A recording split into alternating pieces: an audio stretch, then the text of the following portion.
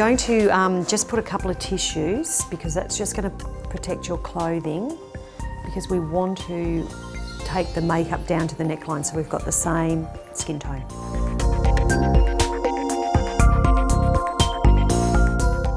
Okay, with the concealer, what we want to do is we're going to conceal through here because that will just take out any depth, and just a tiny bit on the cheeks where the redness is. By applying the concealer, we don't need to apply as much of the foundation. Because we've got to remember it's not a moisturiser, it is just sitting on top of the skin. We don't want to rub it into the skin.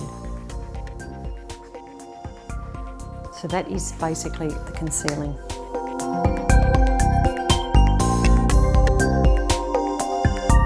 Okay, with the foundation, we're going to use a powder foundation, which is in the compact like this. It's easier. It'll give you the coverage that you need after you've concealed, and it'll take away the shine, and it's an easy application. I think it's better with a brush, and we do have the sponge if we need to do a little bit heavier. Okay. So again, with the powder, we just roll the brush in, shake off any excess. That way it doesn't go on your clothes. And then we just lightly stroke it over the face. And then once you've just got a little bit happening, you then use circular motions. With the circular motions, it just helps to blend the product into the skin better. And you go down, do you do the neck as well? Or what? Absolutely. So I just sort of, first of all for me, I would concentrate on the face. And then I get the desired colour, and then that's right, then you continue down. And if you had little bits that weren't covering as well, you could just put your powder puff in, and then you could just press where it was a little shiny. And a good area is the forehead for this, and also on top of the eyelids just before you do a little bit of your eyeshadow. It just helps the makeup last longer. And that's it.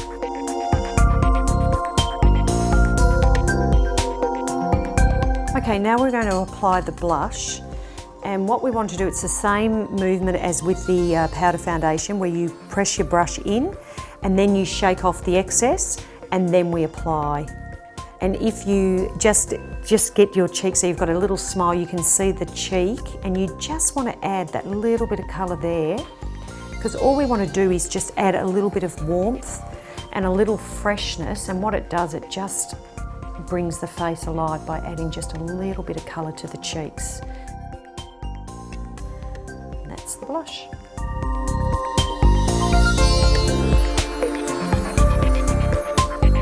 So again, it's the same type of action. We just place our brush on, shake off any excess, and then we just put that eyeshadow over the eye.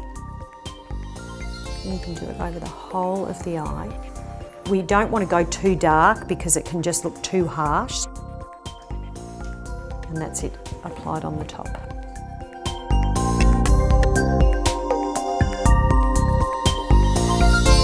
Basically what we're going to do is we just want to draw a very soft line on the top of the lashes, as close to the eyelashes on the top as we can get, and also on the bottom. And then we just follow. And if you've got a nice soft pencil, it will just sort of glide on and just open. And then I'm just going to do exactly the same, but under on the bottom lashes, as close as I can. That's it, and done.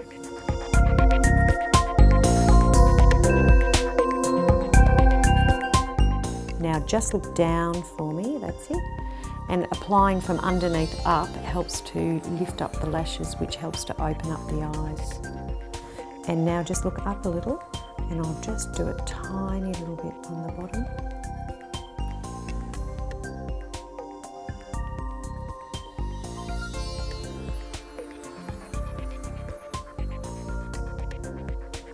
And that's the mascara.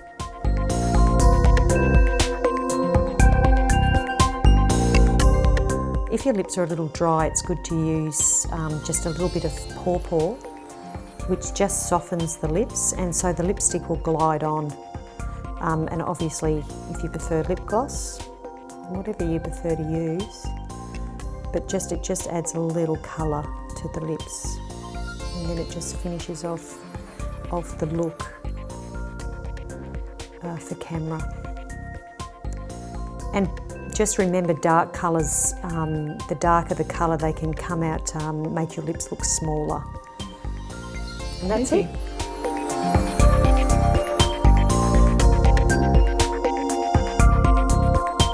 So for the hair, what we want to do is, if you've got the basics there, we just want to restyle. So what you need to do is you need to be able to just comb it into the style that you normally like and feel comfortable with.